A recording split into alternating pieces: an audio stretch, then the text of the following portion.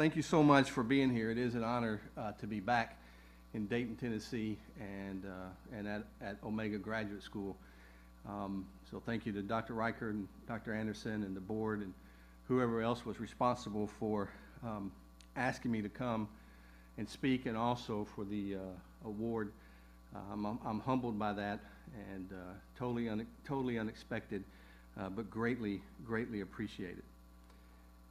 And so as I've prepared some remarks, and I hope that they hit where not just the graduates are, but where all of us are, or all of us should be. So the question I asked myself as I was thinking about coming today was, how did I get here? How did I get here? Not just how did I get to OGS graduation, 2024 graduation, but how did I get to where I am at this time in my life and my ministry? I guess part of growing older is you start to reflect on the past, and I am getting older. Let me just tell you a little bit about myself, just to kind of put what I'm going to say into context. I was raised in a conservative, fundamentalist Christian denomination, and I answered the call to preach, is how we would say it in that tradition. I answered the call to preach when I was 15 years old. I was a fourth generation ordained minister in this particular denomination. And so at 15, I started preaching. I started pastoring in 1989 at the age of 23. And with the exception of a 3-year stint when I was at a church in Russellville, Arkansas, I have pastored the same church in Franklin, Tennessee. This past August, in fact, the first Sunday of August, I completed my 35th year of pastoral ministry, and 32 and a half of those years would have been at the same church. But I'm a completely different person than I was when I was 15, or when I was 23, or when I was 50. I'll be 59 in November. Theologically, I'm still evangelical, though I don't like labels, especially the evangelical label. The term evangelical has become more political than it has theological, and so I don't really like that term much anymore. But if I'm honest with myself, and if I'm honest with you, I am probably what is called a progressive evangelical. What has not changed during all of that time, what has not changed is my commitment to Jesus and my commitment to the church. What has changed is that I believe justice, especially restorative justice, that justice is at the heart of the gospel and the kingdom of God. And so as already been mentioned, I now believe my calling as a pastor is to use my prophetic voice as a conscience for the community in which I serve. That last statement, to try to use your prophetic voice to be the conscience of the community, that statement really has made me infamous, not famous. But that's a journey really too long to share today. My journey, however, to where I am today began the day many years ago that I met Dr. Green. In actuality, I was coming to Chattanooga to go look at another graduate school, and somehow or another I'd heard about, at the time, Oxford Graduate School, and so I drove up unannounced and just walked in and was introduced to Dr. Green. And Dr. Green recruited me to come to Oxford Graduate School, now Omega Graduate School, or simply OGS. I started at OGS in 1995 or 1996. I don't remember. It was around there sometime. I graduated. I do remember this because I looked at it on my diploma just the other day to remind myself that I graduated on October the 7th, 2000. And at graduation, I was honored to receive the Oxford Grill Award. And so it's only taken me 25 years to come back as Alumnus of the Year. In a lot of ways, as I was reflecting on this, in a lot of ways, coming to OGS was a culture shock. On the day I drove up the hill at the old campus for my first week of classes, I had no idea what I was getting into. This was before the days of online learning, and you would come to classes for a week or two at a time, and then do your work, and then come back. When I started at OGS, I didn't know anyone except Dr. Green, and I'd only met him once. And once I checked in up at the Hill, I was put in a room with nothing but a bed and a desk. And we were told, sternly told, by Dr. Green, that our purpose for being at OGS was to study, not socialize. And so I don't think anyone spoke to anyone else for the first 24 hours. We listened to lectures, and we read in the library, and we ate our first few meals in complete silence. I only called home once during that week. This was before cell phones, and there was one phone that you could use. And I remember when I called my wife, she asked me how it was going, and I said, well, I think I accidentally enrolled in a monastery. As an introvert, however, there was parts of that I really did like and enjoy. But eventually, over a meal, a student by the name of G.B. Howe broke his silence, and he spoke to me. And to this day, we're still friends. In fact, I called him this morning, and I was going over this, and I thought, well, I need to give GB a call because I'm talking about him. I don't want to talk behind his back. And so I tried to tell him what I was going to say. And so GB was and is an extrovert, very much so. And so by the end of the week, spurred on by GB's personality, we were all talking and laughing together. Adding to the culture shock, one of my first professors, whom, if I remember correctly, was related to Dr. Green, and this professor was an ordained Presbyterian USA pastor, a liberal.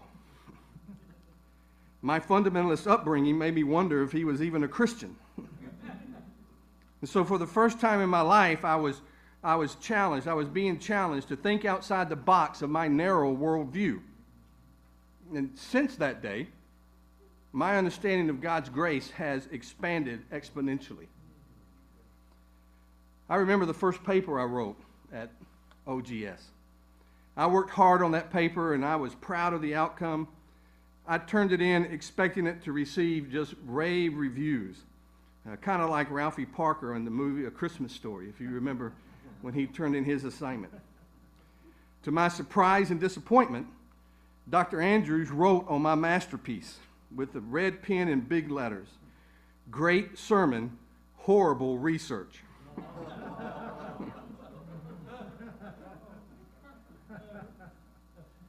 Now, a little side note here. At graduation, I received the Oxford Grail Award for excellence in research. So there you go. Things can change.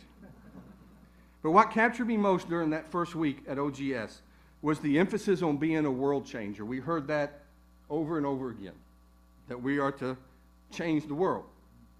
I internalized that simple phrase, understanding it to mean to change the world outside of the four walls of the church. My life would never be the same again.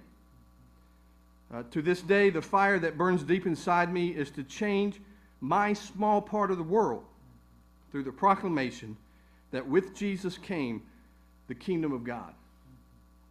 My desire, and I think at least one of the goals of OGS, is for you as graduates and all of us, is to be the answer to Jesus' prayer when he prayed, "Thy kingdom come, thy will be done on earth as it is in heaven."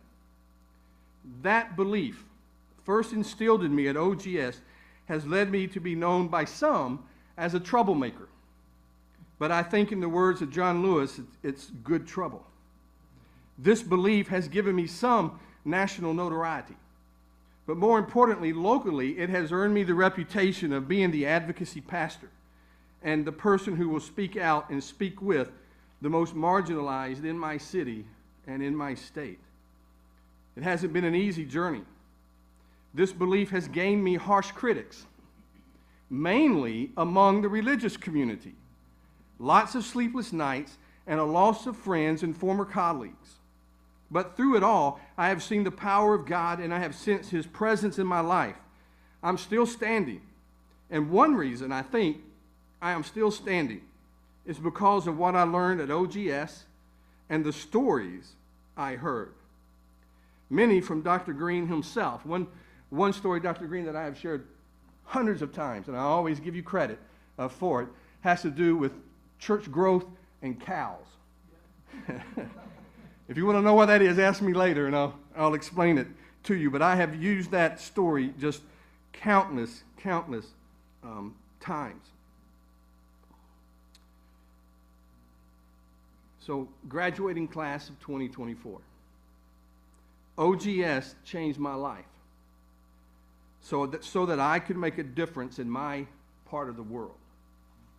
Your mandate now, as a graduate of OGS, is to take what you have learned and make a difference in your part of the world. Your diploma, as important as it is not the end of your journey.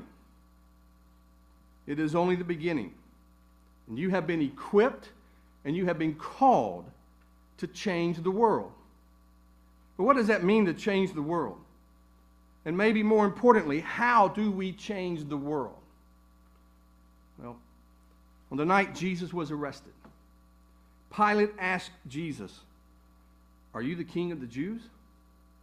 And Jesus answered, "My kingdom is not of this world." And so you do not change the world by adopting the models and the strategies and the philosophies of this world. Doing so is like selling your birthright for a cup of soup, like Esau did. But rather, you change the world by proclaiming, protesting, and illustrating there is another way to live life, a better way to live life. And that way is the way of Jesus, the way of the kingdom. Or in the words of Dr. Martin Luther King Jr., you change the world by building and by participating in the beloved community. Pilate was in Jerusalem during Passover week to squash any Jewish uprising and to crucify any rebellious leaders. Jesus was arrested for being a rebellious leader, a traitor to Rome. But Pilate was impressed with Jesus and saw no reason to execute him. However, that night was thick with tension and thick with religious nationalism. And the crowd wanted someone to die, and that someone was Jesus. At the same time Jesus was arrested for treason, another rebel who had used violence to try to change things was also arrested. His name was Barabbas. And the Bible says he was a notorious prisoner who had been arrested with the insurrectionists who had committed murder in the uprising. Translated, Barabbas means Bar, son of, and Abba, father. Now, it is possible that Barabbas was the son of an important Jewish leader, a father figure for the community. But I tend to believe that Barabbas was one of several people besides Jesus who claimed to be the Son of the Father, the Son of God, the Messiah. Barabbas' full name, lost to us in modern Bible translations, was Jesus Barabbas. And so on Maundy Thursday, Pilate confronted the people with two Jesuses, Jesus Christ and Jesus Barabbas. Both claim to be the Son of God. One tried to change the world through violence, force, intimidation, and fear. The other changed the world through love, especially enemy love, sacrificial service, forgiveness, compassion, inclusion, and mercy. One Jesus wanted to use the same tired tactics of the world to change the world. The other Jesus proclaimed, "My kingdom is not of this world." And so Pilate gave the people a choice between which Jesus they would follow and which Jesus they would crucify. The people, good religious people, people who worked hard during the week and attended synagogue every Saturday, those people chose poorly. And today, all of us are being asked to make that same choice. In our desire to change the world, which Jesus will we follow? Will we change our world through political ideology, fear, intimidation, victimizing the other, fabricating an us versus them mentality, violence, and name-calling? Or will we change our world through love, especially enemy love, sacrificial service, forgiveness, compassion, inclusion, and mercy? Will we default to the failed policies and politics and power this world has to offer? Or will we proclaim like Jesus, my kingdom is not of this world? Will we be courageous enough to show people another way to live life, a better way to live life, a Jesus way to live life? Will we boldly and unapologetically proclaim, the kingdom of God has come near. Repent and believe the good news.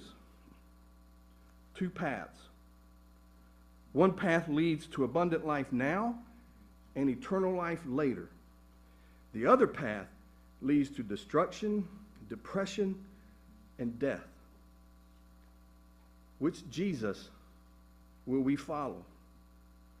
The choice is yours to make. And my charge is choose wisely.